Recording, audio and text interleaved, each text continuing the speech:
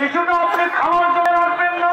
নবী বললেন যাবেন, আমি তো ঋণগ্রস্ত থাকি, কিছুটা আত্মীয় রাখবো ঋণ পরিশোধের জন্য, আর সব আমি আল্লাহর মধ্যে দান করে দেব।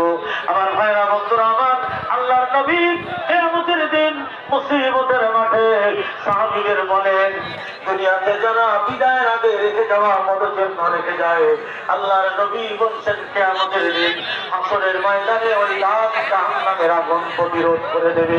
ধরে বলেন সুবহানাল্লাহ, আলহামদুলিল্লাহ, জাযাকাল্লাহ, হায়াকাল্লাহ, শুকরান লিল্লাহ।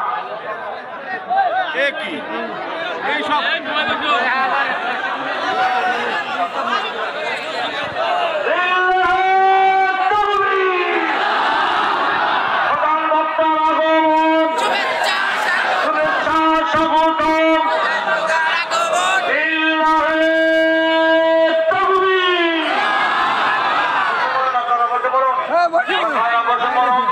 আমাদের প্রধান আকর্ষণ আজকের এই প্রোগ্রামের মধ্যমণি তিনি এসে গেছেন। আল্লাহ আপনাদের উপরে রহমত নাজিল করুন, আল্লাহ আপনাদের এই দানগুলো কবুল করে নিন। সবাই বলেন আমিন। আল্লাহ আজকে তোমার যত বান্দা বান্দি তোমার ঘরে মসজিদে দান করেছে, আল্লাহ এই দানের বিনিময়ে তুমি শুধু জান্নাত দিও। সকলেই বলেন আমিন।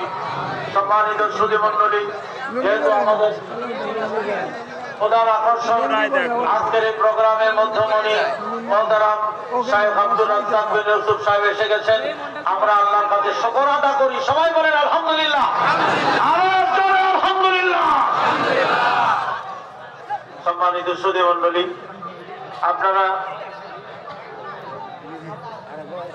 আপনারা কেউ কথা বলবেন না। গত বছরের চেয়ে এবার শ্রোতার সংখ্যা আরো বেশি, তাতে করে বোঝা গেল আপনারা বেশি ভক্ত হয়ে গেছেন আমাদের শাইখের। আমরা বলি আলহামদুলিল্লাহ, আরো আলহামদুলিল্লাহ।